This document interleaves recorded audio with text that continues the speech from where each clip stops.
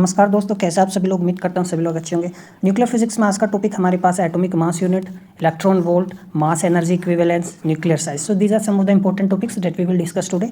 तो आपको लग सकता है कि कुछ छोटे टॉपिक हैं, तो छोटे टॉपिक नहीं है, काफ़ी इंपॉर्टेंट टॉपिक्स हैं।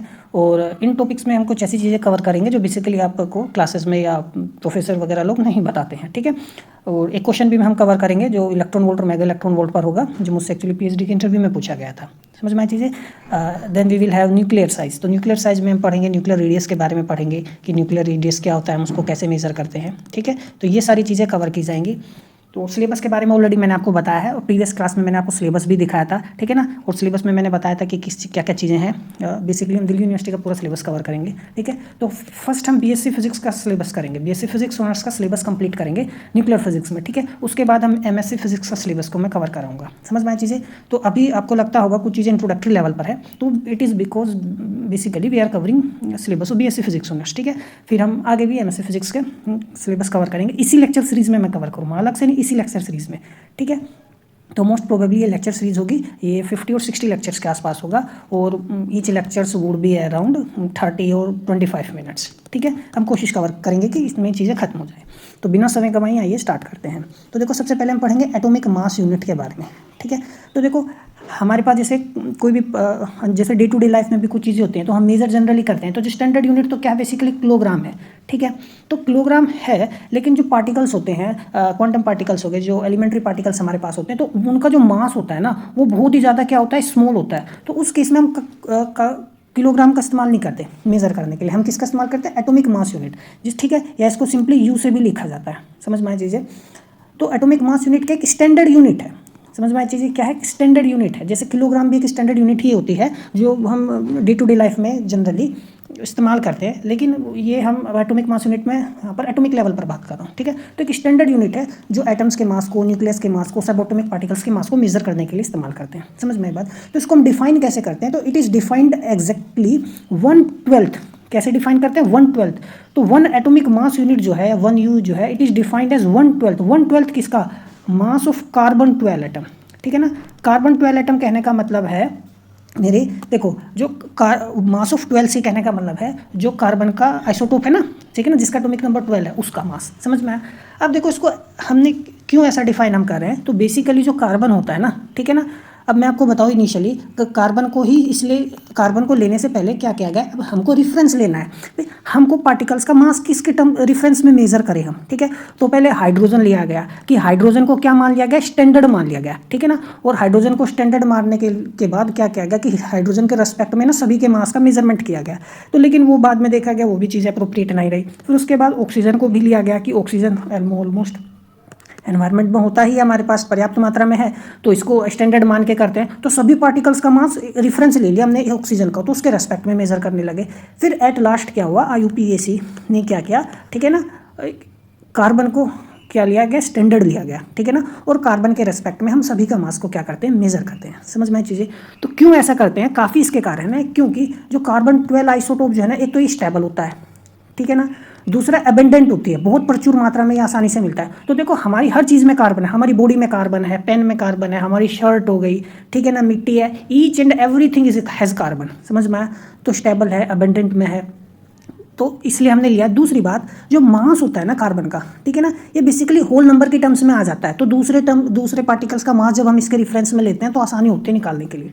समझ में आया चीज़ें, ठीक है।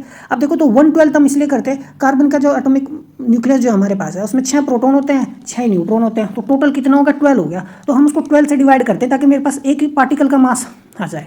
क्या जाए, जनरली एक पार्टिकल का मास मेरे पास आ जाए, ठीक है ना। वही हम क्या कर ले, जनरली स्टैंडर्ड मान ले, इसलिए 1/12 तो किया गया है।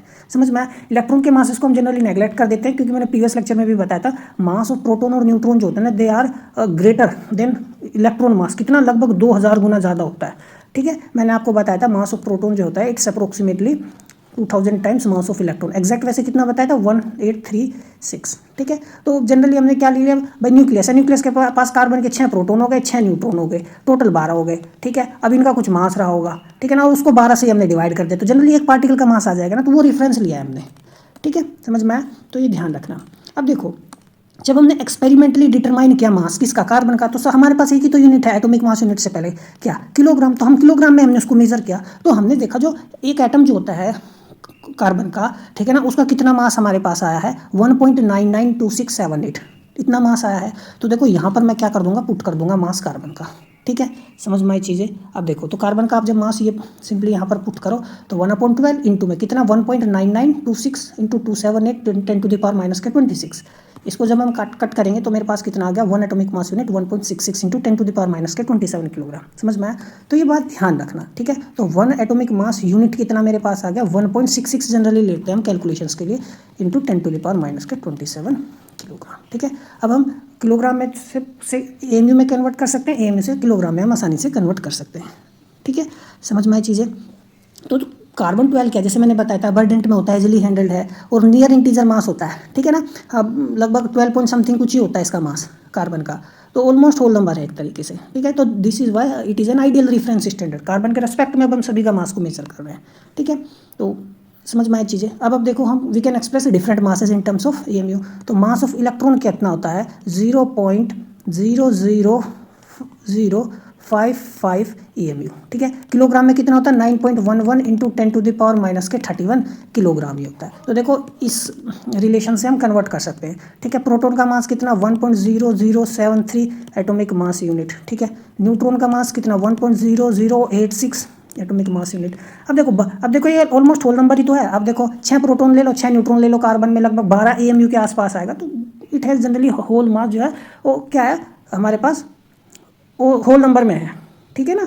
तो that's why we have taken it as a reference also. तो मास ऑफ हाइड्रोजन एटम हम निकाल सकते हैं। तो जो हाइड्रोजन का एटम होता है, तो हाइड्रोजन के एटम में क्या होता है, एक प्रोटॉन होता है एटम में और इसमें एक इलेक्ट्रॉन होता है, ठीक है। तो प्रोटॉन का मास हमने ये लिया, इलेक्ट्रॉन का मास लिया, दोनों को देखो जोड़ देंगे तो हमारे पास हाइड्रोजन का मास आ जाएगा। तो हाइड्रोजन का एटम जो है उसका मास हमने निकाल दिया EMU में, ठीक है। तो ऐसे निकाल सकते हैं, ठीक है। बस आपको बेसिक चीज़ें ध्यान रखनी है, डेफिनेशन ध्यान रखनी है और एक रिलेशन ध्यान रखना है, ठीक है। हर चीज़ का आपको रट्टा नहीं मारना है, बेसिकली चीज़ें गिवन होती हैं एग्जाम में, दीज रेफरेंस यूनिट्स, ठीक है, समझ में आए चीज़ें। तो मास जनरली हम एक्सपेरिमेंटली जो मेजर भी करते हैं ना वो मास स्पेक्ट्रोमीटर से करते हैं। तो इट्स एन इंस्ट्रूमेंट, ठीक है। तो एटॉमिक मासेस जो होते हैं जनरली हाई प्रिसिशन मेथड से हम मेजर करते हैं और जो इंस्ट्रूमेंट है क्या बोलते हैं उसको मास स्पेक्ट्रोमीटर, ठीक है। तो बस इतना ही जानना है आपको, मास स्पेक्ट्रोमीटर एक इंस्ट्रूमेंट है जो मेजर करता है क्या एटॉमिक मासेस। तो काम बेसिकली करता क्या है, चार्ज और मास का जो रेशियो होता है ना, आयंस हो गए हमारे पास, उनका अलग अलग होगा। अब कोई आयन है उसमें कुछ ना कुछ तो चार्ज होगा और उसका कुछ ना कुछ क्या होगा, मास होगा, ठीक है। तो डिफरेंट चार्जेस का डिफरेंट मास होगा, डिफरेंट चार्ज होगा, तो उनको वो सेपरेट कर देता है, किसका मास अलग है, किसी का चार्ज अलग है। तो ये स्पेक्ट्रोमीटर को अलग अलग मास का और अलग अलग चार्ज के ऑब्जेक्ट को क्या करता है, अलग करता है। तो हम क्या निकालते हैं, रेशियो निकालते हैं। तो ये वहाँ से स्पेक्ट्रोमीटर में क्या देता है, रेशियो देता है। तो देखो यदि हमें Q/M कुछ रेशियो मिल गया, तो मान लो कुछ वैल्यू आ गई यहाँ पे, ठीक है, चार्ज हमें पता चल जाए इस पार्टिकल पर इतना चार्ज है, तो हम वहाँ से क्या निकाल सकते हैं, मास निकाल सकते हैं कि इस पार्टिकल का ये मास है, ठीक है, समझ में आई बात। तो वहाँ से इन चीज़ों से इनडायरेक्टली हम निकाला जाता है, ठीक है, डायरेक्टली इनडायरेक्टली, समझ में आई चीज़ें, ठीक है। सो बस इतना ही आपका एटॉमिक मास यूनिट में पढ़ना है, ठीक है। बात करते हैं हम इलेक्ट्रॉन वोल्ट की। तो देखो इलेक्ट्रॉन वोल्ट को जनरली हम बेसिकली देखो हम जानते हैं यदि एक इलेक्ट्रॉन आपके पास है, ठीक है, और उसको एक पॉइंट से दूसरे पॉइंट पर मूव करना है, तो क्या होना चाहिए, ए से बी पर जाने में पोटेंशियल डिफरेंस होना चाहिए, तभी तो मूवमेंट होगा, ठीक है, समझ में आया। तो यदि एक इलेक्ट्रॉन जो है ठीक है ना, तो यदि वो एक पॉइंट से दूसरे पॉइंट पे जाता है, ठीक है ना, through a potential difference of 1 volt, then it acquires some energy, W is equal to Q V, work done कितना होगा, W is equal to Q V, ठीक है ना। एक इलेक्ट्रॉन है, 1 volt of potential difference is there, ठीक है, समझ में आया बात। तो वर्क डन कितना, तो उस केस में वर्क डन हम क्या से लिखेंगे, इलेक्ट्रॉन वोल्ट, समझ में आया। तो अब इसको मैं इलेक्ट्रॉन चार्ज को ना 1.6 समथिंग लिखूंगा, ठीक है, बस इसको EV की टर्म्स में मैंने लिख दिया। तो एक एनर्जी की यूनिट मिल गई मेरे पास। तो it is defined as energy acquired by an electron when it is accelerated through a potential difference of 1 volt, ठीक है। तो 1 वोल्ट कितना लिखना पड़ेगा, इलेक्ट्रॉन इस पर चार्ज कितना होता है 1.6 इंटू 10⁻⁻19, ठीक है, समझ में आई बात। ये तो होता है, ठीक है, और कोलम्ब, और ये वोल्ट की 1 वोल्ट को मैं लिखूंगा और ये कितना हो गया मेरे पास जूल, ठीक है। तो 1 इलेक्ट्रॉन वोल्ट जो होता है 1.6 इंटू 10⁻⁻19 जूल होता है, ये ध्यान रखो। अब मैं ये छोटी सी बात आपको क्यों बता रहा हूँ, ध्यान रखना। देखो जो एक कन्वीनियंट यूनिट ऑफ एनर्जी है, कोमल हम इसको इस्तेमाल करते हैं energy of atomic energy levels में, ठीक है ना, टू कैलकुलेट एनर्जी जो एटॉमिक एनर्जी लेवल्स है उसमें कैलकुलेट करते हैं, ध्यान रखो, ठीक है ना। जहाँ पर इलेक्ट्रॉनिक ट्रांजिशंस इन्वॉल्व है, इलेक्ट्रॉनिक ट्रांजिशंस इन्वॉल्व होते हैं, तो वहाँ पर हम जनरली इलेक्ट्रॉन वोल्ट का इस्तेमाल करते हैं, ठीक है। जैसे 13.6 इलेक्ट्रॉन का वोल्ट का मतलब हो गया हाइड्रोजन क्या जो पहला सेल है ना उसमें से एक इलेक्ट्रॉन निकालना। तो यदि आप हाइड्रोजन के फर्स्ट सेल में से को एनर्जी दे दो तो 13.6 इलेक्ट्रॉन वोल्ट एनर्जी आप उसको दे दो, एक इलेक्ट्रॉन उसका भाग जाएगा। तो electronic transition is involve there. तो जब भी एटॉमिक एनर्जी लेवल्स की हम बात करते हैं तो एनर्जी को ना इलेक्ट्रॉन वोल्ट में मेजर करते हैं, ठीक है। लेकिन इससे एक और बिगर यूनिट हो गई इलेक्ट्रॉन वोल्ट से, ठीक है, क्या मेगा इलेक्ट्रॉन वोल्ट या मिलियन इलेक्ट्रॉन वोल्ट इसको बोलते हैं, ठीक है, समझ में आया। तो m का मतलब 10⁻⁶ होता है, ठीक है, तो इसको मिलियन इलेक्ट्रॉन वोल्ट बोलते हैं, मेगा इलेक्ट्रॉन वोल्ट बोलते हैं, तो ये बिगर एनर्जी होगी।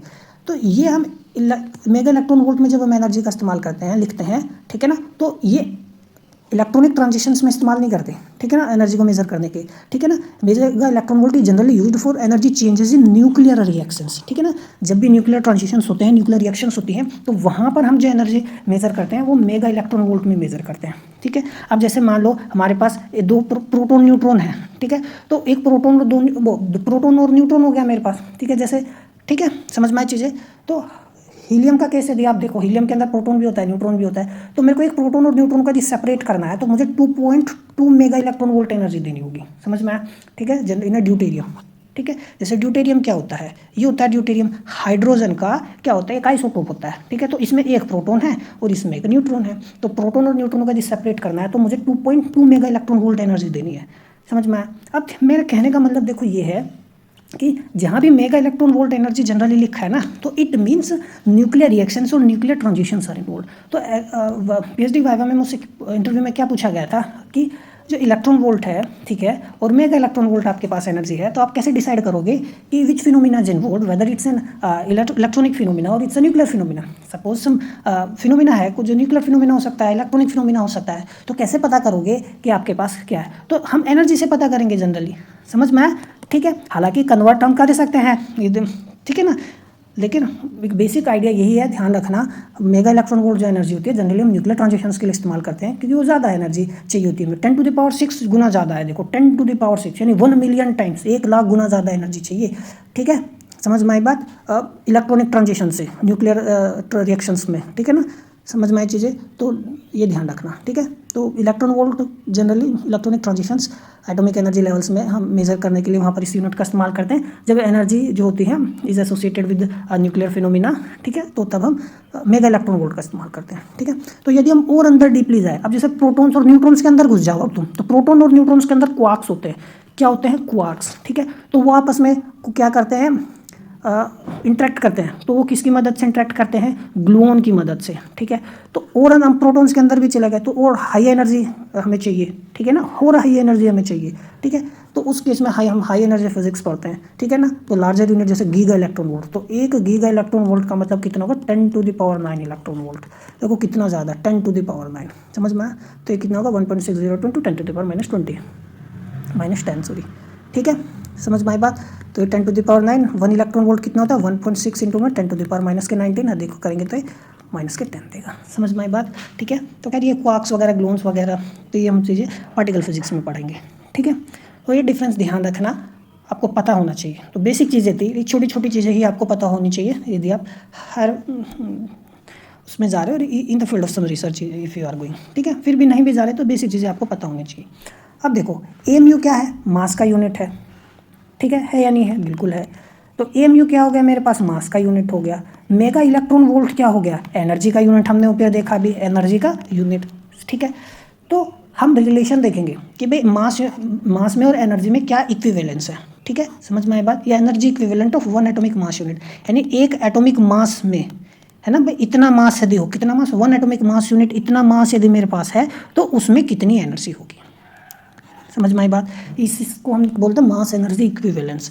अब अकॉर्डिंग टू देखो आइंस्टाइन, ठीक है ना, if some particle is there, it has some mass, ठीक है, it has some mass, then that mass has some energy, क्या है उसके पास क्या एनर्जी, तो वो मास एनर्जी में कन्वर्ट हो सकता है, इट कैन ट्रांसफॉर्म दैट और it can give that energy, समझ में आई बात, ठीक है। तो कितनी होती है, E = mc², ठीक है। तो mass and energy are equivalent, they are actually we can say that 2 different things of same aspect, ठीक है ना, समझ में आई बात। तो ये there is an equivalence, mass और एनर्जी दे आर इक्विवेलेंट, ठीक है ना, समझ में। तो वो कन्वर्ट हो रहा, अब किस केस में वो एनर्जी है, किस केस में वो मास है, it depends upon the physical phenomenas, समझ में आई बात। तो if mass is there, it has some energy, then that energy we can calculate. तो दिस वाज दैट जो एनर्जी कंटेंट है ना ऑब्जेक्ट का, it is equal to its mass times the square of the speed of light, ठीक है। अब इसका मतलब ये नहीं कि कोई भाई ऑब्जेक्ट है वो स्पीड की लाइट से चल रहा है तो उसमें इतनी एनर्जी होगी, नहीं, समझ में। इफ सम अगर कोई ऑब्जेक्ट रेस्ट में भी है, रेस्ट ऑब्जेक्ट है, ठीक है, समझ में। ठीक है। अब मान लो कोई भी रेस्ट में ऑब्जेक्ट है, it has some mass m rest में, then how much energy does it has, ठीक है ना। तो मतलब कितना एनर्जी इक्विवेलेंट है मास के, तो हम निकाल सकते हैं इससे, ठीक है। तो हमें एनर्जी इक्विवेलेंट निकालेंगे 1 एटॉमिक मास यूनिट का। तो देखो हमें क्या करना है, तो हम सिंपली क्या करेंगे, मास हम लेना है तो 1 AMU मास ले लिया, ठीक है। मास हमने कितना लिया, देखो 1 U लिया है, ठीक है। अच्छा, C का वैल्यू कितना लेंगे, 3 इंटू में 10⁸8, यही तो होता है, या 2.998 ले लो, ये हो गया, समझ में आई बात। और ये metre second square, C square है जनरली। तो देखो एनर्जी का यूनिट प्रॉपर होना चाहिए, तो हमने इसको जूल में कन्वर्ट कर लिया, तो 1.66 इंटू 10⁻⁻27, ये 3 इंटू 3 करेंगे, हमारे पास 9 आ गया, ये 16 आ गया, और ये हमारे पास जूल में आ जाएगा, ठीक है। कैलकुलेट करेंगे जब हम इसको, तो हमारे पास जूल में कितना एनर्जी आ गया, 1.4924 इंटू 10⁻⁻20 जूल, ये आएगा, ठीक है। तो इसका मतलब हो गया एक एटॉमिक मास में ना इतना 1 एटॉमिक मास यूनिट में ना, या इतने किलोग्राम मास में इतनी एनर्जी होती है, जूल में हमने निकाल लिया। अब हम इसको, ठीक है, इलेक्ट्रॉन वोल्ट में भी कन्वर्ट कर सकते हैं, मेगा इलेक्ट्रॉन वोल्ट में भी कन्वर्ट कर सकते हैं। तो हम जानते हैं एक इलेक्ट्रॉन वोल्ट में कितना होता है, 1.66 इंटू में 1.60, ठीक है, 2 इंटू में 10⁻⁻⁹ जूल, ये होता है। तो इसका मतलब इसको डिवाइड करना पड़ेगा 1 जूल से, ठीक है ना। 1 जूल क्या होगा, 1/, ये तो सिंपली देखो इस टर्म को हमने क्या कर दिया, डिवाइड कर दिया, ठीक है। तो मेरे पास देखो कितना आएगा, 9.31 इंटू में 10⁸8 इलेक्ट्रॉन वोल्ट आ गया, है ना। अब हम इसको मेगा इलेक्ट्रॉन वोल्ट में कन्वर्ट कर सकते हैं आसानी से, तो ये मेरे पास 931 इंटू 10⁶ इलेक्ट्रॉन वोल्ट, यानी ये मेगा इलेक्ट्रॉन वोल्ट बन गया, 931 इंटू में मेगा इलेक्ट्रॉन वोल्ट, ठीक है। तो इसका मतलब सीधी सी बात ये है कि 1 एटॉमिक मास यूनिट, यानी यदि 1 EU मास आपके पास यदि है, तो उसमें 931 मेगा इलेक्ट्रॉन वोल्ट एनर्जी होगी। तो ये तो क्या हो गया, मास, और ये क्या हो गई, एनर्जी, ठीक है। उसमें इतनी एनर्जी होगी, ठीक है, समझ में आई बात। अब देखो हमको एक फॉर्म में कन्वर्ट करना है, इक्विवेलेंट करना है, तो देखो E क्या है हमारे पास, mc स्क्वायर है, ठीक है। ये 931 मेगा इलेक्ट्रॉन वोल्ट है, समझ में। तो हमने क्या किया, 1 U को C स्क्वायर को नीचे लिख लो, तो ये मेगा इलेक्ट्रॉन वोल्ट अपॉन में C स्क्वायर। तो देखो ये भी तो मास ही आया ना मेरे पास, आप ध्यान देख रहे हैं, ये मास ही है, एनर्जी अपॉन में C स्क्वायर क्या है, मास ही तो है। तो वही है, देखो 1 atomic mass unit is equal to 931 MeV upon में C स्क्वायर। मैं ऐसे इक्वल नहीं लिख सकता, है ना, डायमेंशनली गलत हो जाएगा ना, डायमेंशनली गलत हो जाएगा, क्योंकि मास है, ये एनर्जी है। अब डायमेंशनली ठीक है, ये मास की यूनिट है, ये भी मास की यूनिट है, ठीक है, समझ में चीज़ें। तो ये ध्यान रखना काफ़ी इंपॉर्टेंट है। अब काफ़ी बुक में आप सीधा देखोगे ऐसे लिख देते हैं, है ना, मेगा इलेक्ट्रॉन वोल्ट, तो वहाँ बच्चों को कन्फ्यूजन इसलिए होता है क्योंकि C की वैल्यू ना 1 यूनिट लिया, वो कब लेते हैं, कैसे CGHS सिस्टम में क्या होता है, गो सिस्टम क्या होता है, वो और चीज़ें हैं, हम बाद में डिस्कस करेंगे, ठीक है। ये बेसिक सी चीज़ें अभी आप ध्यान रखो, समझ में आई बात। तो ये है, तो हमने इसको आसानी से निकाल लिया। अब कुछ रेस्ट एनर्जीज हम निकाल सकते हैं सब एटॉमिक पार्टिकल्स की। तो रेस्ट एनर्जी तो निकाली, हमने कंसिडर थोड़ी ना किया कि पार्टिकल v वेलोसिटी से चल रहा था, ठीक है, ये हमने कंसिडर नहीं किया। ये यहाँ C का मतलब ये नहीं कि पार्टिकल वेलोसिटी की स्पीड से चल रहा है, नहीं, ठीक है, C जस्ट अ फैक्टर, ठीक है ना, समझ में आई बात। तो ये ध्यान रखना, हमने कंसिडर नहीं किया, नहीं तो हमें उस केस में मान लो पार्ट v स्पीड से चल रहा था, तो उस केस में मास क्या हो जाता है, ये मास हमें लेना होता है -v स्क्वायर अपॉन में C स्क्वायर, ठीक है, समझ में आया। तो ये रेस्ट में पार्टिकल्स थे। तो मान लो इलेक्ट्रॉन है हमारे पास, तो उसका रेस्ट मास इतना है, प्रोटॉन का रेस्ट मास इतना होता है, न्यूट्रॉन का रेस्ट मास इतना होता है, तो हम कन्वर्ट कर सकते हैं। तो 931 की मल्टीप्लाई कर दो, क्योंकि 1 एटॉमिक मास यूनिट में कितना होता है, 931 मेगा इलेक्ट्रॉन वोल्ट अपॉन में C स्क्वायर, इसमें इसकी मल्टीप्लाई कर दो तो रेस्ट एनर्जी आ जाएगी हमारे पास, ठीक है ना, समझ में आई बात। तो ध्यान रखना, ठीक है। तो ये हमने रेस्ट एनर्जी निकाल ली। अब देखो एक इंपॉर्टेंट हमारे पास कंसेप्ट आता है न्यूक्लियर साइज का। तो न्यूक्लियर साइज हम पढ़ेंगे, तो देखो काफ़ी बच्चों को इसमें बहुत ज़्यादा डाउट होता है, क्योंकि वो ठीक से पढ़ते नहीं हैं या ऊपर से समझ लेते हैं, अच्छा ये है चीज़ें हैं, ठीक है, लेकिन जब वो MSc फिजिक्स में जाते हैं तो वहाँ पर बहुत सी चीज़ें पढ़नी होती है ना, फॉर्म फैक्टर क्या होता है, ठीक है, तो वहाँ पे न्यूक्लियर चार्ज रेडियस क्या है, मास रेडियस का, दो रेडियस पढ़ रहे हैं। पहले वो क्या सोचते थे, हमने तो एक ही रेडियस पढ़ा है, ठीक है, तो वो सारी चीज़ें यहाँ पर दूर हो जाएगी। तो हम न्यूक्लियर सरफेस का पहले हम नेचर देखते हैं क्या होता है, ठीक है।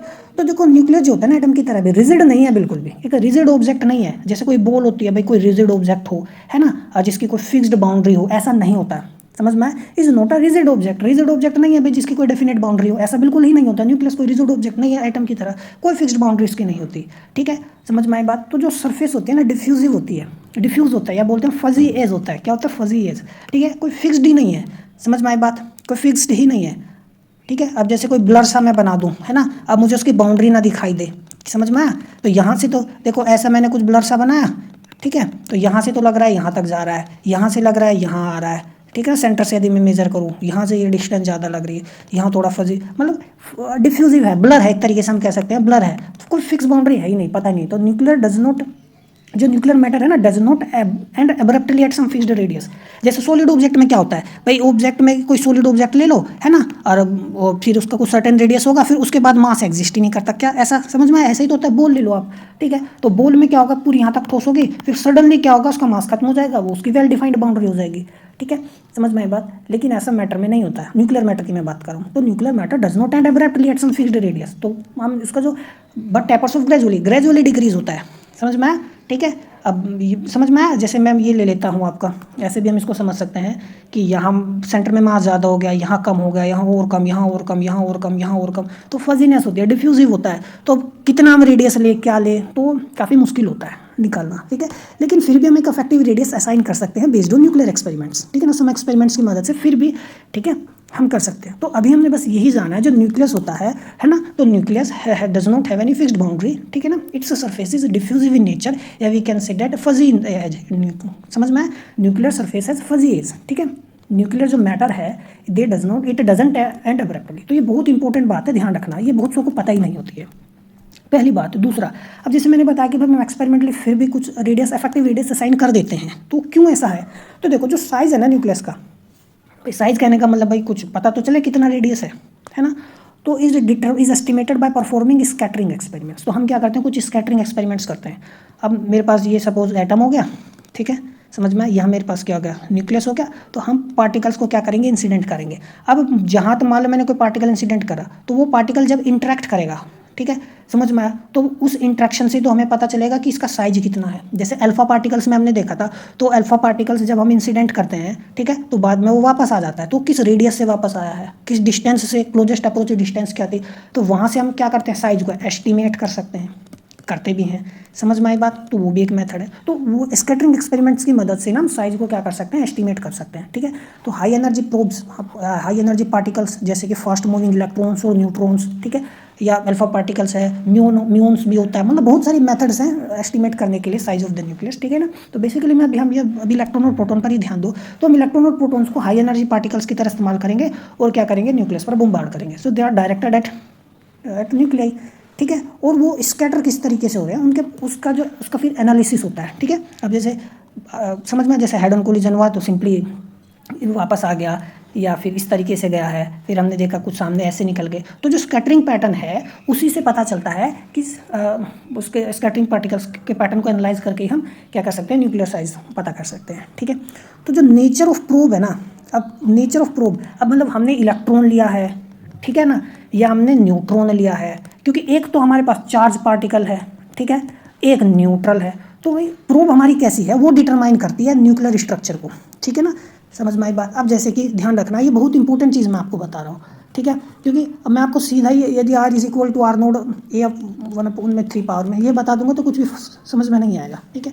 तो नेचर ऑफ प्रोब डिटरमाइन करेगी कैसे। आप देखो, यदि हम इलेक्ट्रॉन्स बम्बार्ड करें, तो जब हम इलेक्ट्रॉन्स की बम्बार्डमेंट करेंगे तो इलेक्ट्रॉन्स न्यूक्लियस के साथ इंटरेक्ट करेंगे थ्रू कूलम्ब फोर्स, क्योंकि न्यूक्लियस के अंदर है क्या, प्रोटॉन है और न्यूट्रॉन है। तो न्यूट्रॉन के साथ तो वो इंटरेक्ट करेगा नहीं, बिल्कुल भी। न्यूट्रॉन के साथ क्या नहीं किया, इंटरेक्ट ही नहीं किया। प्रोटॉन के साथ करेगा इंटरेक्ट, क्योंकि उसके पास पॉजिटिव चार्ज है। तो इलेक्ट्रॉन्स जो है वो कूलम्ब फोर्स हो गया they between proton and neutron, so they do not participate in strong nuclear force. समझ में आया, क्योंकि प्रोटॉन और न्यूट्रॉन के बीच में स्ट्रॉन्ग न्यूक्लियर फोर्स होती है, न्यूट्रॉन के पास भी स्ट्रॉन्ग न्यूक्लियर फोर्स है, समझ में आया। तो उसके साथ तो इंटरेक्ट करेंगे नहीं, तो सिर्फ कूलम्ब फोर्स इंटरेक्शन होगा, यानी सिर्फ प्रोटॉन के साथ ही इंटरेक्शन होगा, ठीक है। तो they are therefore sensitive to the distribution of electric charge inside the nucleus, that is the distribution of proton. तो इलेक्ट्रॉन हमें सिर्फ और सिर्फ क्या बताएगा, इलेक्ट्रॉन हमें सिर्फ डिस्ट्रीब्यूशन ऑफ प्रोटॉन ही तो बता सकता है, क्योंकि उन्हीं के साथ इंटरेक्ट करेगा, डिस्ट्रीब्यूशन ऑफ प्रोटॉन, ठीक है, समझ में आई बात। तो प्रोटॉन का डिस्ट्रीब्यूशन ही हमें पता चलेगा, समझ में आया। तो इससे हमें डिस्ट्रीब्यूशन ऑफ प्रोटॉन का कहने का मतलब है हमें सिर्फ न्यूक्लियर चार्ज रेडियस पता हो सकती है, क्योंकि प्रोटॉन के पास चार्ज होता है ना, पॉजिटिव चार्ज होता है, और इलेक्ट्रॉन के पास नेगेटिव चार्ज होता है। तो वो तो प्रोटॉन के साथ जब इंटरेक्ट करेगा तो वो बताएगा कि प्रोटॉन किस तरीके से डिस्ट्रीब्यूट है, तो वहाँ से जो साइज आएगा वो न्यूक्लियर चार्ज रेडियस देगा हमें, समझ में आया, क्या देगा, न्यूक्लियर चार्ज रेडियस। तो जो इलेक्ट्रॉन स्कैटरिंग है provide information about charge distribution, या हम कहें प्रोटॉन डिस्ट्रीब्यूशन देगा, या हम कह सकते हैं चार्ज डिस्ट्रीब्यूशन देगा of the nucleus. And the radius जो ऑब्टेन्ड होगी वो होगी न्यूक्लियर चार्ज रेडियस, तो वो न्यूक्लियर चार्ज रेडियस होगी। ठीक है, एक तो ये। अब यदि हम न्यूट्रॉन ले लें, तो न्यूट्रॉन हमने लिया तो न्यूक्लियस के अंदर प्रोटॉन्स भी है न्यूट्रॉन्स, तो जब न्यूट्रॉन्स लेंगे तो इस पर बम्बार्डमेंट करेंगे तो न्यूट्रॉन तो प्रोटॉन के साथ भी इंटरेक्ट करेगा, न्यूट्रॉन के साथ भी इंटरेक्ट करेगा। क्यों? Because of strong nuclear forces. Strong nuclear force तो चार्ज पर डिपेंड करती नहीं है। ठीक है, तो न्यूट्रॉन तो न्यूट्रल है, तो वो इलेक्ट्रोमैग्नेटिकली इंटरेक्ट ही नहीं करता, तो वो इंटरेक्ट करेगा प्राइमरली थ्रू न्यूक्लियर फोर्स। तो strong nuclear force is there, ठीक है, न्यूक्लियर फोर्सेस से वो इंटरेक्ट करेगा। अब न्यूक्लियस के अंदर दो चीज़ थी, प्रोटॉन था और न्यूट्रॉन था, और यही तो होता है न्यूक्लियस के अंदर। समझ में आया? तो यानी हमें क्या पता चलेगा, ठीक है, न्यूट्रॉन से distribution of all nuclear matter, यानी प्रोटॉन और न्यूट्रॉन्स किस तरीके से डिस्ट्रीब्यूटेड है ना उसमें, वो पता करेगा। समझ में आया? तो यानी हम कह सकते हैं हमें इससे क्या पता चलेगा, न्यूक्लियर मैटर रेडियस। ठीक है, न्यूट्रॉन का यदि इस्तेमाल करेंगे ये हमें न्यूक्लियर मैटर रेडियस देगा, क्योंकि मैटर यानी प्रोटॉन और न्यूट्रॉन वही था उसमें। तो न्यूट्रॉन जो स्कैटरिंग है वो हमें इन्फॉर्मेशन देगी मैटर डिस्ट्रीब्यूशन की, मैटर किस तरीके से डिस्ट्रीब्यूटेड है, या प्रोटॉन और न्यूट्रॉन पूरा दोनों किस तरीके से डिस्ट्रीब्यूशन है, और जो रेडियस हमें मिलेगी वो न्यूक्लियर मैटर रेडियस मिलेगी। ठीक है, अब रेडियस फिर हम अब तो देखो दो अलग अलग आ गई, एक चार्ज रेडियस आई है, एक मैटर रेडियस आई है। अब पता ही नहीं है कि रेडियस एक्चुअली में फिर है क्या ले हम। समझ में आया? तो यही तो दो पता करने के यही मेथड है। समझ में आया? ठीक है ना, हम जब भी न्यूक्लियर लेवल पर, क्वांटम लेवल पर कोई भी चीज़ पता करते हैं, हम पार्टिकल्स को इंसिडेंट कर ही तो पता करते हैं, हाउ दे इंटरेक्ट। ठीक है, तो हमने क्या देखा, जो न्यूक्लियर चार्ज रेडियस है, मैटर चार्ज रेडियस है, जनरली स्लाइटली डिफरेंट होती हैं एक दूसरे से, ये डिफरेंट ही हैं एक दूसरे से। ठीक है, और ये देखो आप एमएससी फिजिक्स में पढ़ोगे इनके बारे में बहुत ज़्यादा डिटेल में, अलग अलग मेथड्स आप पढ़ोगे। ठीक है ना, न्यूट्रॉन एक्सपेरिमेंट पढ़ोगे, न्यूट्रॉन स्कैटरिंग, इलेक्ट्रॉन स्कैटरिंग, ठीक है ना, फॉर्म फैक्टर, ठीक है, रदरफोर्ड स्कैटरिंग, तो वहाँ सारी चीज़ें डिस्कस होगी। अब बीएससी में जनरली नहीं है, लेकिन ये जो मैंने अभी आपको बताया ये आपको पता होना चाहिए। ठीक है, ये अभी आपको पता होगा, जब फर्दर आप आगे यदि पढ़ना चाहोगे तो आपको एक आइडिया रहेगा। तो for the purpose of present study हम बस क्या करते हैं, जो डिस्टिंक्शन होता है ना इन दोनों के बीच में उसको भूल जाओ। ठीक है ना, they are generally they have slight difference, almost मतलब इक्वल है, इक्वल नहीं है एक्चुअली में, स्लाइट डिफरेंस होता है, लेकिन for the present study we will assume that there is no distinction. समझ में आया? ठीक है, और हम सिंपली आर मान के चलेंगे कि न्यूक्लियस जो है उसकी सर्टेन रेडियस है आर। ठीक है ना, समझ में आया? ठीक है, तो एक्सपेरिमेंटली लेकिन ये हमें एक आइडिया मिल जाता है कि लगभग वो स्फेरिकल तो है। ठीक है, ये ओबलेट शेप भी हो सकता है, ये ओप्रोलेट शॉर्ट शेप हो गया न्यूक्लियस का, ऐसा भी हो सकता है, ओबलेट शेप भी हो सकता है। ठीक है, तो जनरली जो लाइटर न्यूक्लियाई होते हैं तो वो स्फेरिकल शेप जनरली मिलता है हमें उनका। ठीक है, मोस्ट ऑफ द न्यूक्लियाई का। तो एक्सपेरिमेंटल जो ऑब्जर्वेशन है वो यही शो करते हैं जो न्यूक्लियस है वो रफली स्फेरिकल है, जैसे मैंने बताया ना, बे प्रोलेट भी हो सकता है, ये तो थोड़ा ज़्यादा वो बना दिया मैंने।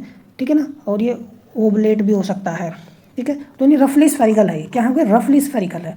तो और दूसरा क्या एक्सपेरिमेंटल ऑब्जर्वेशन शो करती है, जो वॉल्यूम है वो डायरेक्टली प्रोपोर्शनल है मास नंबर के, यानी जितना ज़्यादा मास नंबर क्या होता है भाई, प्रोटॉन प्लस न्यूट्रॉन, तो जितने ज़्यादा प्रोटॉन और न्यूट्रॉन होंगे न्यूक्लियस के अंदर उसकी वॉल्यूम उतनी ही ज़्यादा होगी। तो it just generally make some sense also. ठीक है ना, for some lighter nuclei even, खैर वो और भी बाद में चीज़ें पढ़ेंगे, for the time being just study what I am saying. तो ये है भी। ठीक है, तो एक्सपेरिमेंटली क्या कि रफली ये वर्ड ध्यान रखो, रफली स्फेरिकल है, और जो वॉल्यूम है डायरेक्टली प्रोपोर्शनल है मास नंबर के। तो वॉल्यूम क्या होती है generally spherically, 4/3 pi R cube, directly proportional to mass number. ये कांस्टेंट है तो मैं लिख सकता हूँ। ठीक है, ये तो आर उधर करेंगे तो ये 1/3 आ गया, कांस्टेंट हटाओ, ये आर नोड ए 1/3 पावर में, तो ये आ गया। तो आर जनरली रेडियस हो गया न्यूक्लियस का, मैंने जैसे बताया, मास नंबर।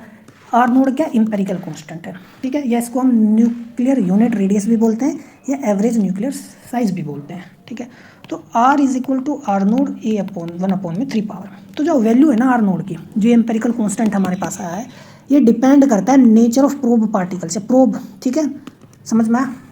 तो ये है, तो nature of the probe used या nature of the particle used. Probe particle के दोनों वर्ड का इस्तेमाल कर सकते हैं, प्रोब का मतलब पार्टिकल ही हो गया। ठीक है, समझ में आई बात?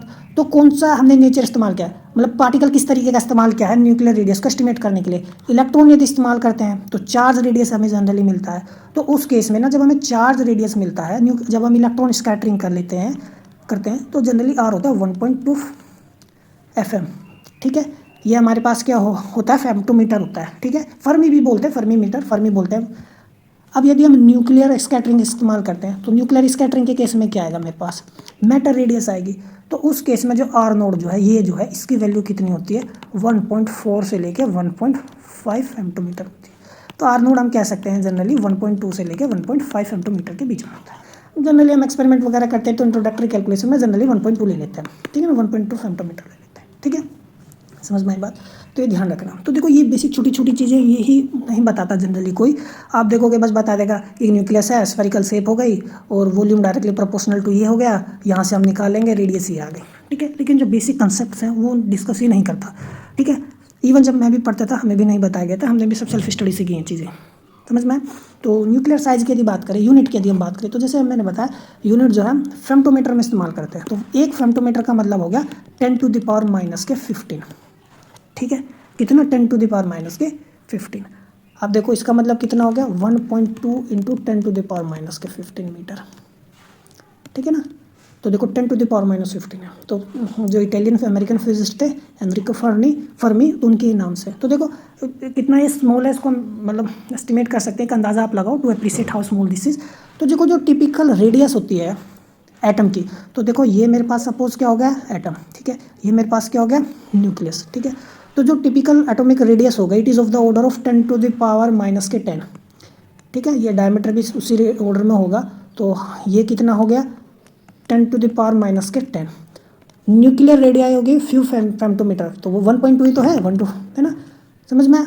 तो ये भी लगभग कितना हो गया, ये 1 यानी 10⁻⁻⁵, 1.2 यानी 1.2 इंटू में 10⁻⁻⁵ क्या मतलब 10⁻⁻⁵ ऑर्डर का ही, ठीक है।